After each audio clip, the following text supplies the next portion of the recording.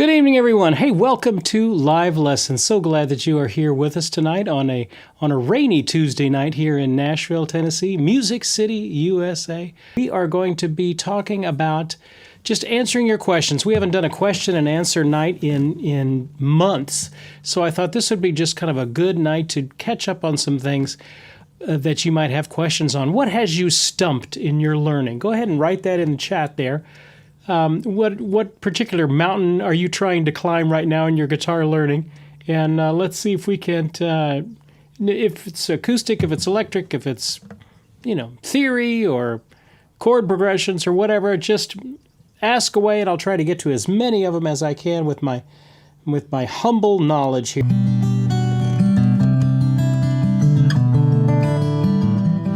I already see some great questions coming in here.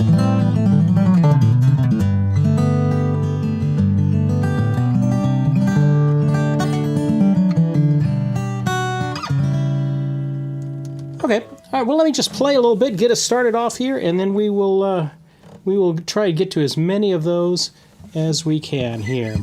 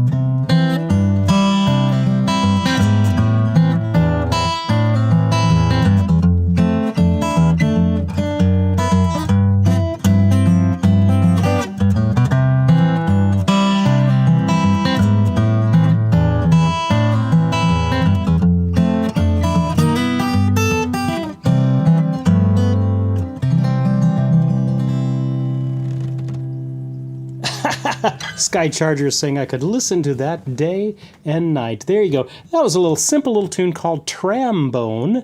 That was written by Chet Atkins way back in the probably late 50s or early 60s. And it has kind of become one of the standards of that Merle Travis picking sort of a sound. So we're going to be learning that actually at our Fingerstyle retreat. So I thought I would play a little bit of Trambone for you there. It's a great tune. I've got it all written out there for our guys that are coming to the fall Fingerstyle retreat there. Okay, so let's get to a couple of these questions here. Lily is asking, she's the first one I'm seeing here, struggling with learning to play lead.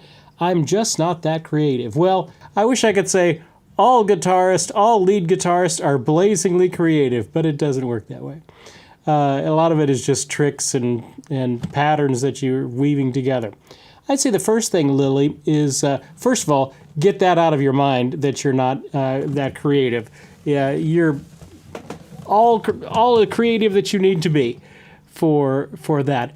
The key is just to start expressing yourself ideas. Victor Wooten talks about the concept of making music is like a language, and we expect that the first time we start fumbling around with a language that we're just going to be fluent, and it doesn't work that way. That's not how a child learns. That's not how we learn the language of music. We have to just get in there and mess around with it and try different ideas. So I would say, if I was trying to learn how to be try to solo a little bit, some things I would try is, type into YouTube, type in backing track for whatever key you want and whatever style you want. I do this all the time. You could put jazz backing track in G, or rock backing track in C, or bluegrass backing track in D, that sort of stuff. And somebody somewhere has done a backing track for it. And so you get that up, and you start listening to that. So let's say we're doing a backing track in G for a bluegrass tune. Well, everything is based off a scale, so first I need to know, make sure I've got the notes in my scale down. Maybe a couple little licks. What did I teach you? Some licks last time. That was one of them. You could do that on various chords in the key. But to get started off, I would get the track going, and it's going.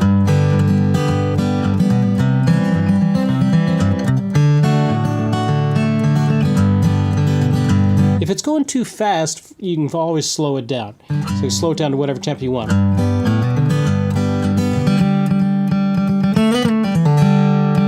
And I would take a little bit of a seed of an idea. Don't feel like you have to go, it doesn't work like that. Just kind of find a simple idea.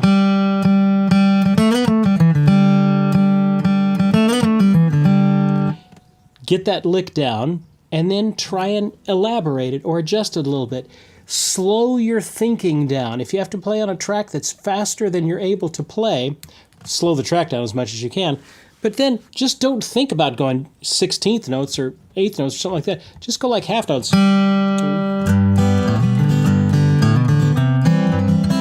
Say something like that.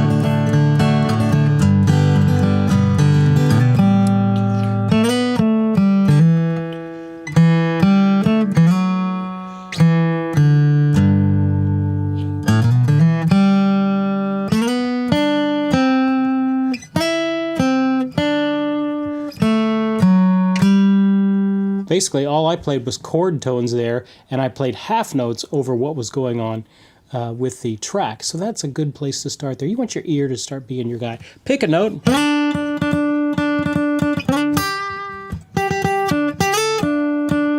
And start exploring around there. Don't feel like you have to go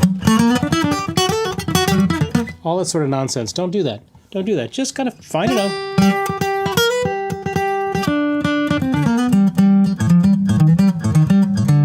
And start working your ideas from that. Dennis Palmer was asking about caged fingerings. Well, I'm not quite sure exactly what you mean by caged fingerings. Caged keys and the chords within each key. You know, we did a whole series on great chord moves in these caged keys, C, G, D, A, and E. And I think we got 4 of the 5. I still need to mix the 5th one in there. But you can find it on our web, on the YouTube channel. And that goes through all of these chord moves in those various caged keys. Fingerings, I'm not quite sure I know what you mean if you're talking about pentatonic scales for those. If you could maybe elaborate a little bit more on that, that would be helpful, whoever was asking me that. Dennis, just type in a little bit more information about what you're asking me there. Michael Reinhardt is saying how to pick an amp. Okay. Hey, the older I get, you know how I pick an amp? How much it weighs. Because I'm just tired of lugging 80-pound, 120-pound amps around. So I finally sold my big, heavy amp, and now I just have my 2 little ones, and I love it. My question to you, Michael, is decide what do you want to sound like. If you want, are you an acoustic guitar player that's wanting to do acoustic stuff? Are you wanting to do jazz? Are you wanting to do rock and roll? Are you wanting to do kind of heavy distorted stuff? That all depends on kind of what you're wanting, what kind of amp to consider. Just some of the basics, the basic food groups of amps. You've got your acoustic amps, which are another animal over there, that are made mainly for acoustic instruments. So what I'm assuming is you're more of an electric instrument. There are the jazz amps, which are a little bit, generally have a little bit of a larger speaker or the ability to get a more rounded, beefier tone. I'm playing through this little Henriksen, and despite its very small size, it gets a great sound for jazz.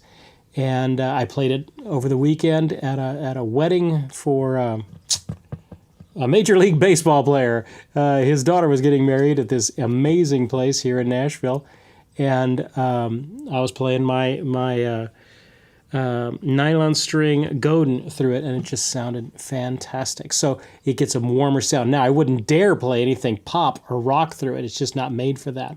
It's made for a more rounder sound. If I wanted to do something more bluesy or very clean, then you want to look at like a Fender Twin. You want to kind of go into that realm of things. A Fender Twin amp gives you a lot of bottom, a lot of pristine top. For regular kind of pop stuff, I like a Vox AC30, or actually, well, that's really overkill, and a Vox AC15 is really all I need. A Fender Blues Junior, I'll use those sometimes as well.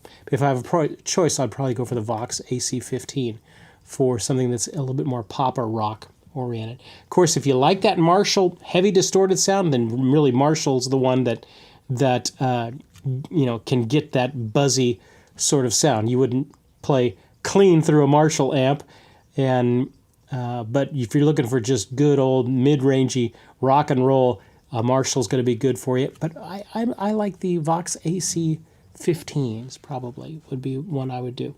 And so that would be, first of all, your question is how to pick an amp. I would find some players that you like, and then do a nickel's worth of Googling on them and see what amps they use. Stevie Ray Vaughan used Fender Twins. Eric Johnson uses Fender Twins. Robin Ford, Dumble. I don't know, all these other guys, they've got their preferences too. But it's easy nowadays. Just type in what amp does Robin Ford use and it'll pop right up. And so you start getting an idea of what the sounds that you're going for. And then I would start looking at that. Now, also I would say, don't buy more amp than you need. The idea that you need to have this 100 watt, 200 watt behemoth is nonsense. Nonsense. Don't do that. A 30 watt amp, I've played arenas with amps that aren't that big. So it's just you just don't need all that much power. So I don't know if I'd ever buy an amp over 50 watts these days. Alan Voss is saying, would I demonstrate how to go about arranging a simple fingerstyle tune? Sure.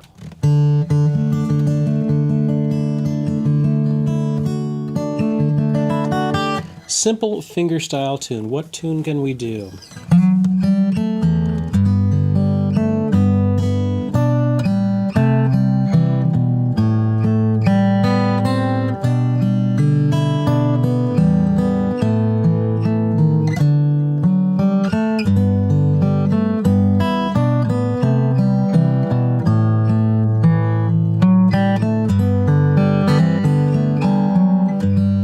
Okay, that was what, Danny Boy? So how I started that is, we've done lessons on this. I think it's been a while, but we've done ones on how to do a simple fingerstyle arrangement. First thing I want to do is I want to take the melody and put it in a guitar-friendly key. G. I like D, E, A, C. I'll do sometimes as well. I want to get them in a good guitar-friendly key. So that's kind of the first task that I need to do. I had to play some songs over the weekend that I didn't know. And first thing I did was have to get those in a guitar-friendly key. And then I try and get an arrangement of the song, or at least the sheet music to the song. And I'll buy it. I'll go down to sheet music, Direct or some of these other ones, and I'll just download the music if it's some song that I don't know. And all I need is just kind of a lead sheet format of it, where it's got the chords and it's got the melody. So then I play with the melody and I see if it's going to be able to fit.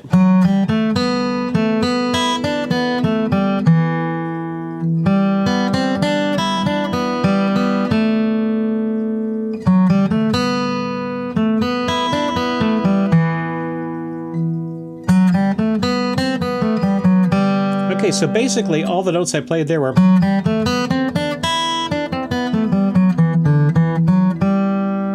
So basically I played, about 7 different notes, and I want to find a good range for that. If I did it in D,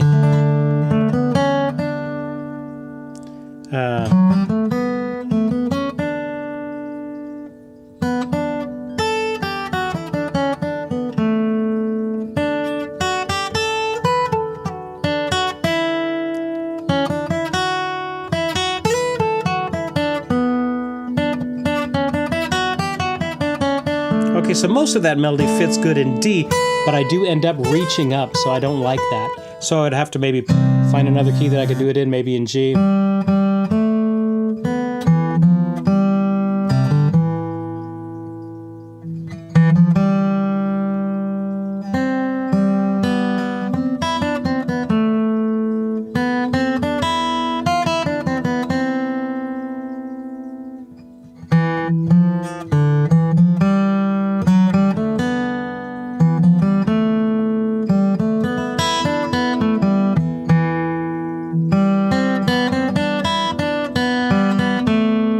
Okay, so I got C works. I think G kind of sounds good. A little bit, gets a little bit more of a deeper tone.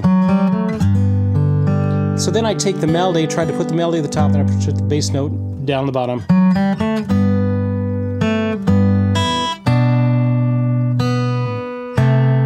C in the bass, and then the A there.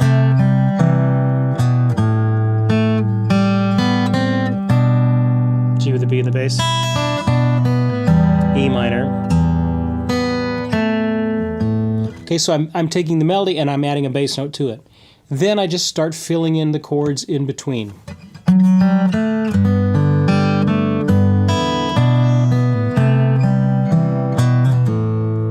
And I start adding some notes of interest in there. A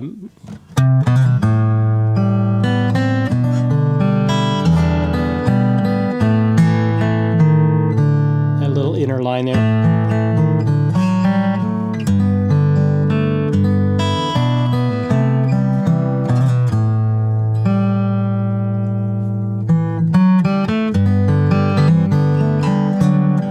Maybe harmonize the melody in 6 there.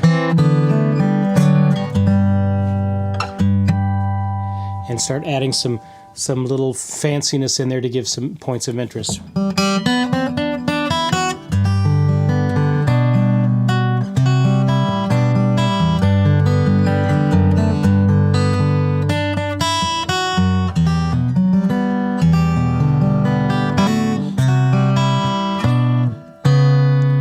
A with a C sharp in the bass, to the D. Oh, I gotta go up to this note. So I got an awkward stretch there.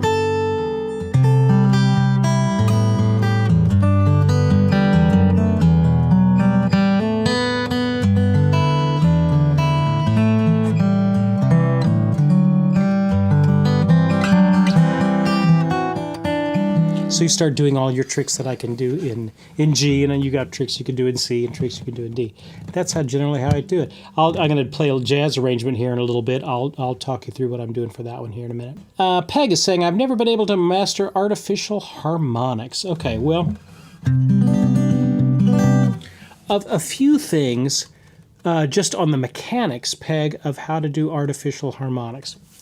If you're on a jazz guitar, and you're using the front pickup, the neck pickup, you're not going to get much. There's just not a whole lot of the harmonics are being excited in that range of where this pickup is listening. If you turn it onto the back pickup, you're going to get a lot more of the harmonics excited. You're just going to hear them better just because it's listening in a place where the harmonics are more active. So that's the first thing. So if you have a jazz amp, and you've got the neck pickup, and you've got the tone rolled off a little bit, like you're doing a little bit of a jazz thing, then you could be doing your pickups, your harmonics perfectly, and it's just not going to sound very good because it's not, you're not here on the back part of the it's not listening on the back part of the neck. So that's the first thing. The next thing, I would just practice, and this is exactly what I do. Harmonics are just something with me that I find if I don't do them a lot, I just get out of practice with them. So artificial harmonics are not the natural ones that occur at the 12th, the 7th, and the 5th, which are really handy. And you can use those in all sorts of great places. But you'll notice here you barely hear it. Look where I'm plucking. I'm right up here. But if I go back here, suddenly I've got the same thing. Here I'm going to do the exact same thing, and you can barely hear them. But But if I start going back here, suddenly they're sounding a whole lot more. But our false harmonics, or artificial harmonics, are like if you take maybe a not open string, so here I'm doing maybe an E and F, and I go 12 frets up from the F, do the harmonic there. Now I'm doing a G, so it's 14.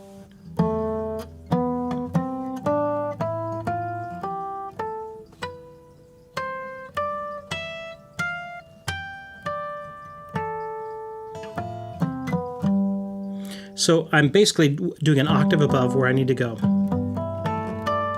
An octave above where I'm fretting here.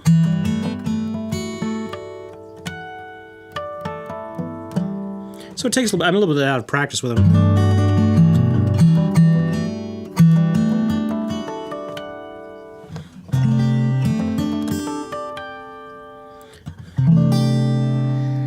For me, it just takes a little bit of practice doing them.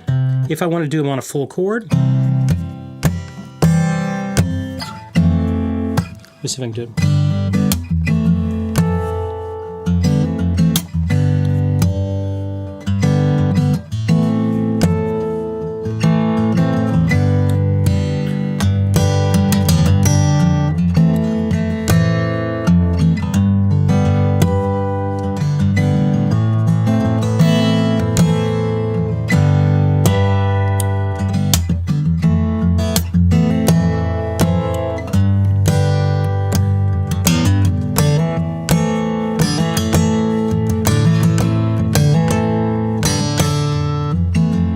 So I just kind of, it takes, because I'm just not real accurate, so I just have to practice them a lot.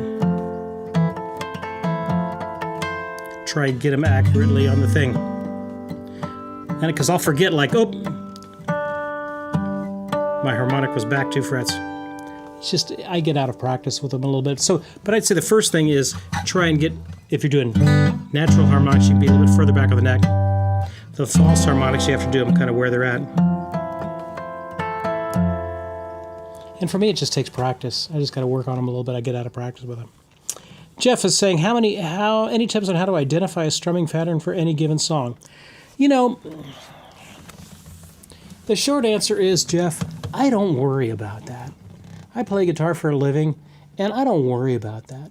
Here's what I do think about. So if that song is playing, and I would listen to it, and here's how I would practice that. I would put mute my guitar, and I would start to just kind of play around with rhythms.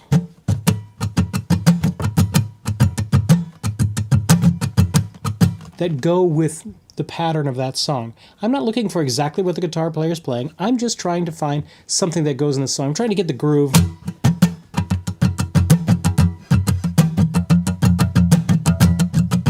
I'm just having fun.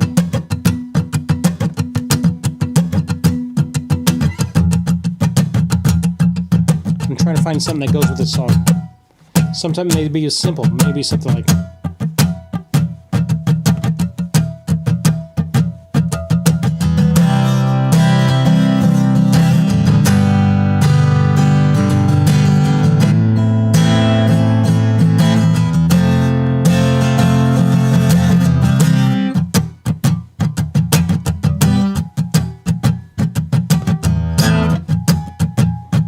So I try and find a rhythm that goes with the song. If the song is more of an eighth note based dot dot dot dot dot dot dot dot, then I want my strumming pattern to be eighth note based.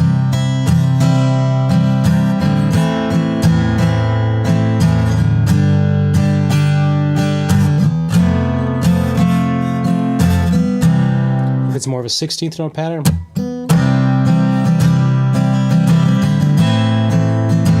But I would worry less about playing the right rhythm.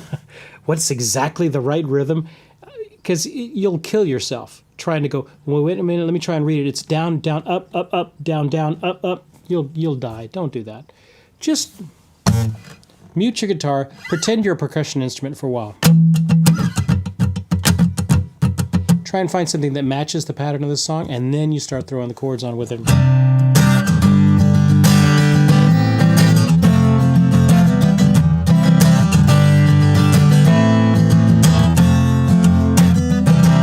And that's generally how I do it. Folks get a little bit too worked up about the exact rhythm. Don't worry about the exact rhythm. Just try and get something that works with the song. Play with the song. Physically turn on the song and go. Try and strum along with it with your strings muted. Willard is saying, string selection is so subjective. What are the elements you look at for your acoustic guitar string choices? Okay. I'm assuming, Willard, what you're talking about is like buying a set of strings. That you're talking about buying a set of acoustic guitar strings. Here's what I look at. I've been buying the D'Addario XS's. I used to be doing Elixirs, but the D'Addario XS series is seems to just give a little bit clearer sound than the Elixirs. So I've been enjoying those lately. They've got a little bit of the coating on them, so I appreciate that. I don't like, here's what I'm thinking, if I get too light on my strings, like what these are lights right now. And so I think this is probably like a 12, and this is probably a 52, something like that. What I'm looking for is I like that XS series. I like the coating, so it's just, it doesn't, you can still hear it a little bit, but if I don't have the coating, boy, it really is squeaky. So I like the coating, I just like it being slick in my fingers. I like the D'Addario XS series. On my electrics, I like the NYXL series by D'Addario. I've been using those and really like that a lot. On this one, I want to start using, D'Addario's got they have their lights, but they have this thing called a hybrid light, which is a little bit thicker on the bottom three strings, like 12.5 rather than a 12. I tried some mediums, going up to 13s, and wow, that was just too hard on my fingers. I don't like 11s or 10s or 9s. It's just way too light for my for an acoustic guitar. You just don't get any sound out of them. You got to think, the larger the diameter of the string, there's just more string there to ring. So you don't want to necessarily, you want to get as high as you can without killing your fingers. So right now I feel good on lights, but I'm tempted to try those hybrid lights to get a little bit more sustain out of my strings by making them a little bit larger or a little bit thicker. That's what I'm trying to go for. Don Adams is saying, I got a Fender Hot Rod Deluxe 4, and when I play in my effects pedals to the power supply, I get screaming noise out of the speaker. Okay. Help! Okay, well, first of all, you got to find out what the problem is. Just do a little hunting. If your guitar, if I have a situation like that where if I add my effects, like I had my effects down here, I haven't really, I just kind of built this pedal board this afternoon, so when I plugged it in, it was all hissy and stuff like that. So I'm not even using it right now. But how I would do that is you first just do some isolating of what the problem is. Is it your cable? Check your cable. Make sure the cable is getting a clean sound from just your cable to the amp. Okay? Is it something in your guitar? Is it the jack loose or something like that? A lot of times if you're getting that high-pitched screaming thing, sometimes that's a jack problem. Now, with just your guitar into the amp. If it sounds good, guitar into the amp, all right, well then we go to the next problem. Is it the pedals? Now, if you probably have multiple pedals, so at this point, I want to try and figure out what the problem is. So I start going one pedal at a time. Take them out of the chain, and I would try this pedal. And then you also checking power supply issues as well. So I would make sure that the power supply to the amp and the power supply to your effects are on the same plug outlet sort of a thing. So you don't get caught with a grounding issue there. And you plug into this pedal, and you get a good sound with it, and then it sounds good, and you go to the next one, that sounds good. And then you get to the third pedal, whoop, and you get to, oh, okay, something's wrong with that third pedal. Is it the jack going into the third pedal? A lot of times that's the problem. The jack, the input jack or the output jack is loose. That little washer on there will get loose, so tighten that up. Get that all nice and tight. And something may just be wrong with the reed. You're getting something is wrong in that pedal. The jack, somehow is touching something else or whatever. So the pedal is the issue. Now, if we determine that all of those things are fine individually, then I start adding the pieces of the puzzle together. So I'll add pedal 1 and 2 together, and then I'll check it and see if we're doing it. If I have pedal 1, 2, oh, it's suddenly 3 is a problem. Then, okay, now I got to think of what's the problem. And a lot of times when you have squeals like that, it's either a jack is loose or there's a power supply issue there. Sometimes power supplies don't like certain pedals, and so sometimes I'll have to get another power supply. Like I've got my True Tone 1 spots over there, which is all I use, and they're great. They're the best ones out there. True Tone 1 spots. Okay, I'll use these on my larger pedal boards. Of course, I have the full pedal supply by True Tone, but on my smaller boards, I'll use these little True Tone 1 spots, and they're great. But sometimes if they don't. Sometimes some pedals just don't like being with other pedals. So I'll have to plug a specific pedal in with its own power supply. Sometimes that happens there. So those are the things that I would check if I was doing that. And sometimes your pedal is just out of whack, especially if it's a like I've got a Walrus ACS1, which is a amp modeler pedal, which sounds great, fantastic in certain situations, and other situations it just doesn't like. So I have to maybe get its own power supply or something like that because it just doesn't like things like that.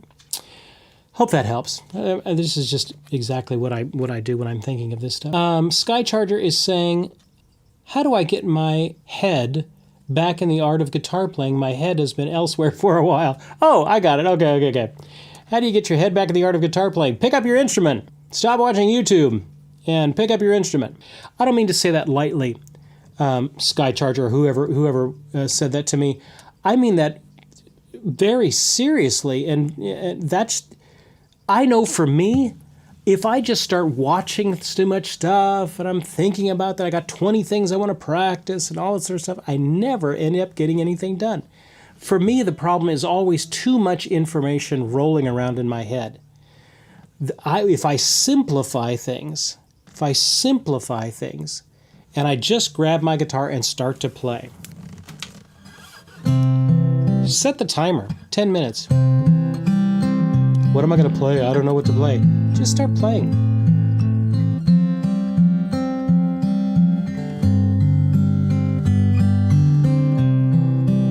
Just start enjoying the sound that you're making. Doesn't have to be complicated.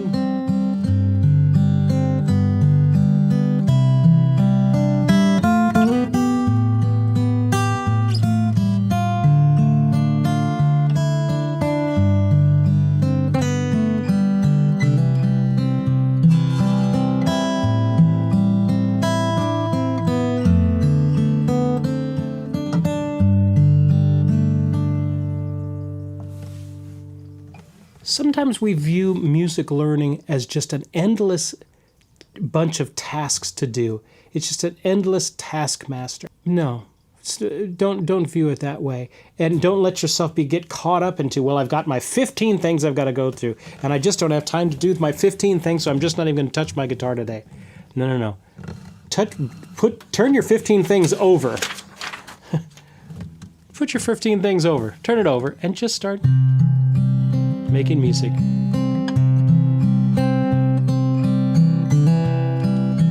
We had a little lesson a while back, just moving one finger chord moves.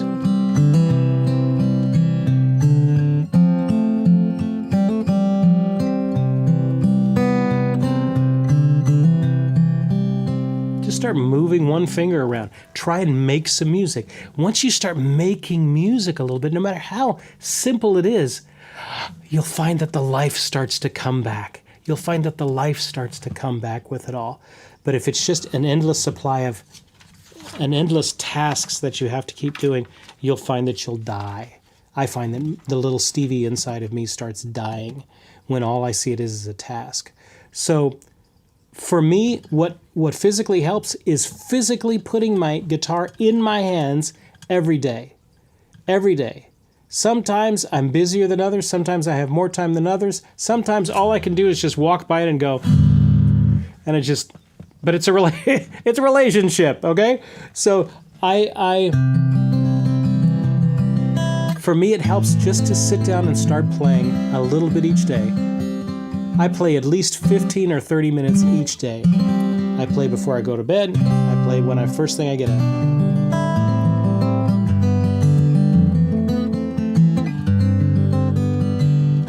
Once I can start the making music part of it, then things to work out right.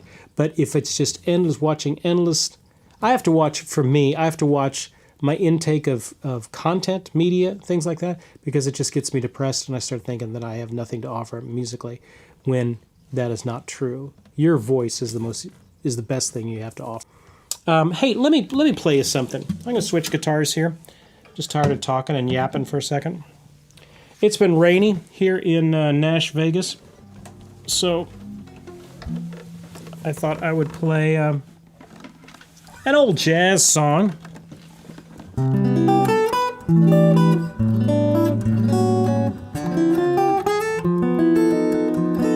I'll turn this mic away because we don't need that anymore. Oops. Here's That Rainy Day is the name of it. It's kind of an old Jimmy Van Heusen song. And I thought, it's been raining all day long, I thought I'd play a little bit of Here's That Rainy Day.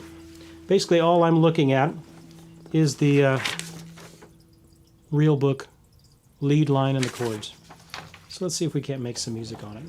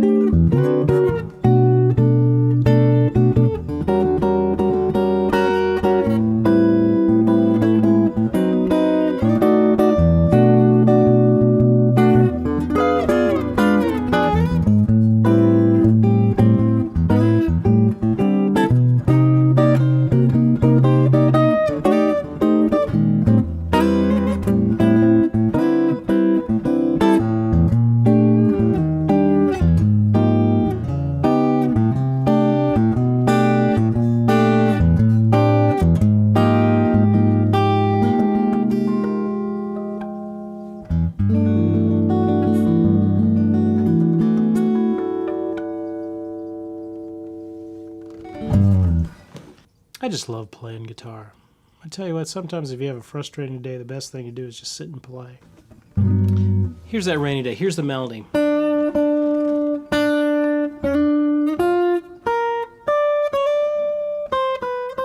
That's the first line. The chords are G major 7th. So I try and think of a voicing of the G major 7th that has that D as the upper note, the melody note is the upper note. I can come up with this one. Then it goes to a B flat 7, so I have to think of a B flat with that D as the melody note. But then it jumps around. F, B flat, D. So I want to try to think of ways I could do that.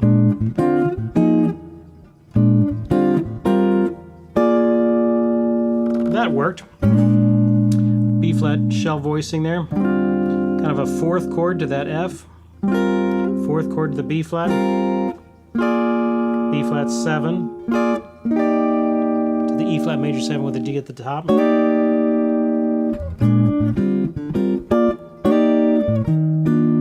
That's a little high up there, that's why I chose the low one. So I'm thinking of what's the melody note and what's a voicing that has that as the highest melody note.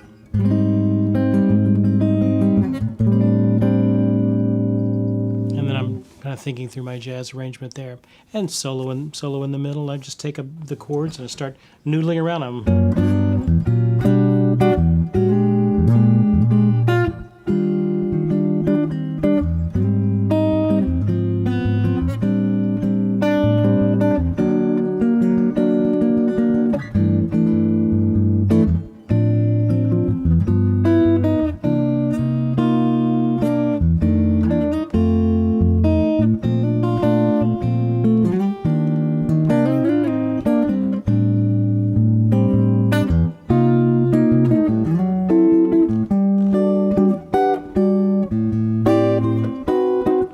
Kind of winding my way through some chord changes.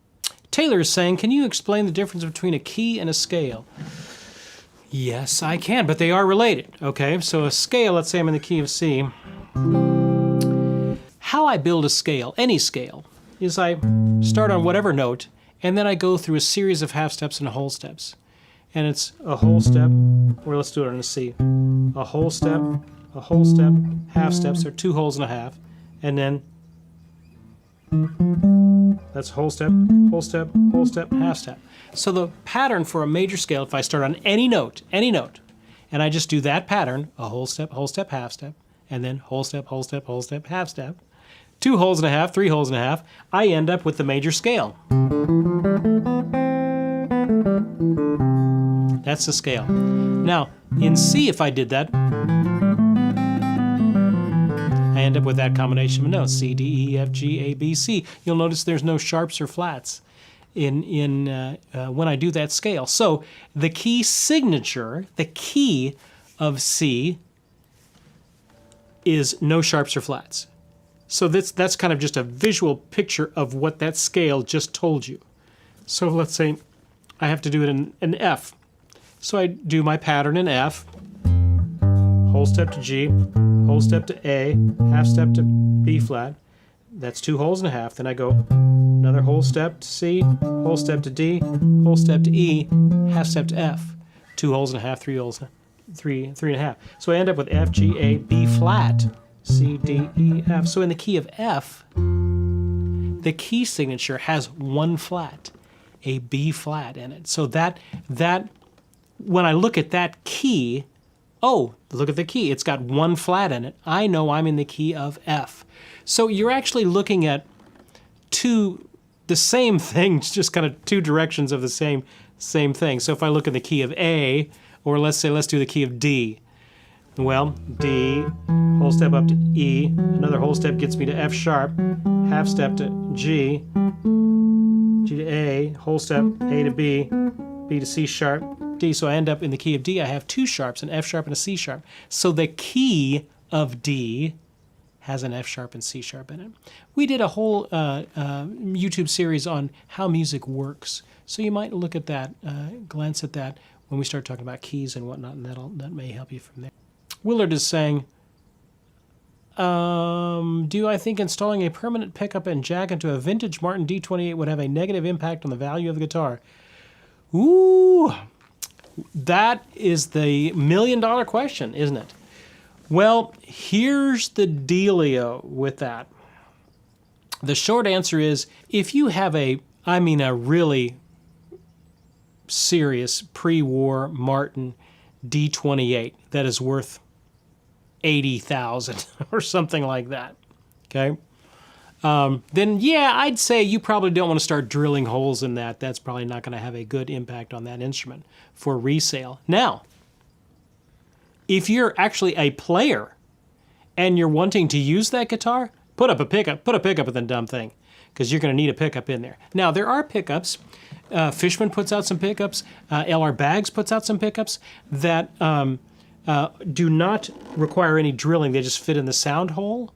And so those might be something that you might want to consider, because that way you don't have to do any drilling on them. But so I'd say if you're wanting it for an investment, then yeah, you probably don't want to go drilling things into it. But if you're actually wanting to play the dumb thing, then I'd say put a pickup in it. Put a pickup in it. That would be the usable thing to do. This has a pickup in it. This is not a... this is a Gibson J45. Certainly not anything, pre-war or anything like that. But it gets a great sound, and I use it all the time.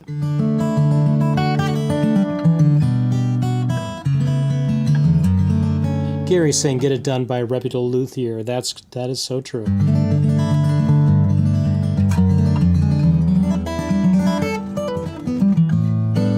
You want someone who knows what they're doing there. But you might check out some of those pickups that just fit in the sound hole, and because some of those are getting really, really good. Some of the best acoustic guitar I have heard are pickups that are not requiring to be under saddle. We've got our fall fingerstyle retreat coming up. We've got 2 slots left. It's not too late. Go to fingerstyleretreat.com. It is coming up in a couple of weeks.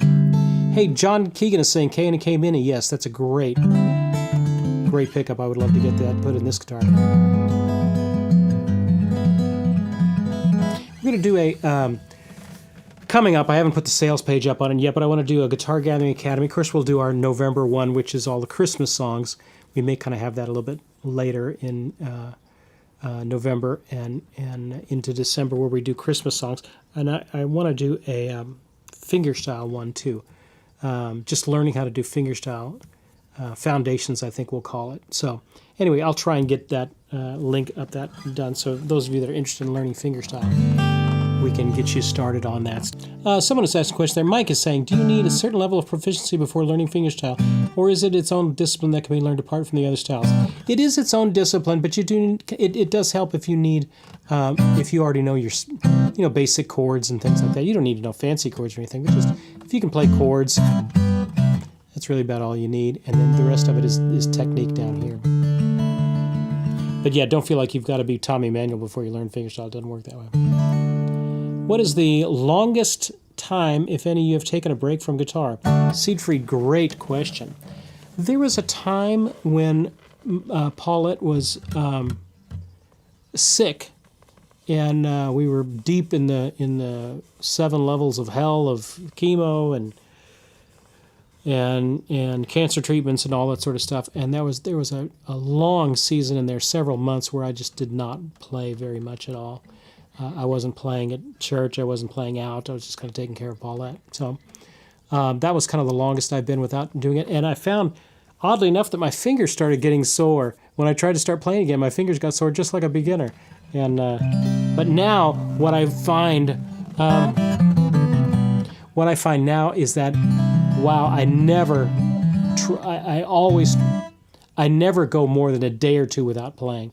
I physically just have to play, even if it's just a few minutes, just to keep my fingers going. But if I do play a little bit each day, at least 15 minutes, sometimes 30 minutes or more, then that's enough to keep my fingers fresh enough to where I can, when I pick it up, I can still do what I need to do. Vic is asking, a 6/9 chord, does it have a flatted 7th or not? The short answer is not. Vic, it is a 6/9 chord, so it would, in the key of C, it would be C, E, G. Of course, that's the triad. And then I add a 6, which would be the A, and I add the 9th, which would be a D. So I have a C, E, G, A, D, but no flatted 7th. If I wanted a flatted 7th, I'd call it a 13th. But I didn't. I called it a 6/9. New channel is saying, I have a left-handed handicap, being unable to use my pinky finger left hand. I don't use my... Oh, on your left hand. I've been using your speed and simple deals to work on the speed, third finger stretch. Any ideas? No, I have no ideas. If you're doing the third finger stretch, just get used to making that, which is a good stretch. You can do a lot with just that. Some guys never use their pinky. You'd be hard-pressed to find Larry Carlton using his pinky. Watch him. He just doesn't hardly use it. So you don't feel like you have to always use your pinky. You can get by without using your pinky. Here's I'd say what the main thing is, though, whoever asked me this, don't let anything stop your music making. Don't let anything stop it. Phil Keaggy's missing a finger, for goodness sake. Don't let anything stop your music making. Just decide, just find a way to work around it. Find a way to work around it.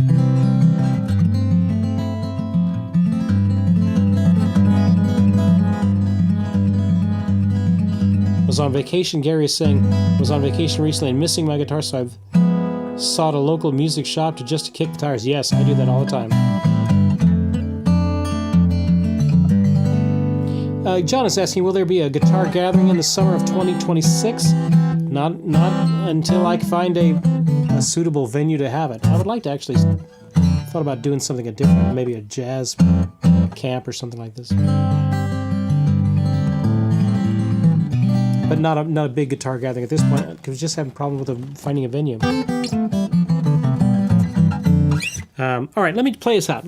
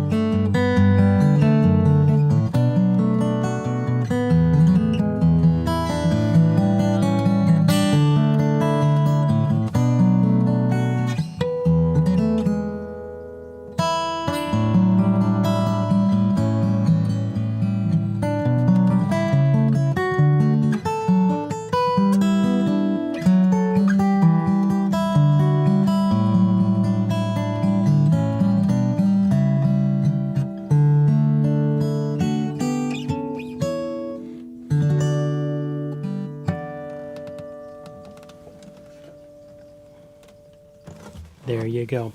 You guys are wanting a jazz camp, and I see the blues camp there in Muscle Shoals. I had kind of a good thought about that one. That would be a great one. All right. Hey, appreciate you guys so much for you guys that have given. If you're interested in coming to the Fingerstyle Guitar Retreat, look at fingerstyleretreat.com and get all the information there. And don't hesitate, because we're going to get off the ground here in just a couple of weeks from that. So we will see you guys next time. Keep up the great work in your playing.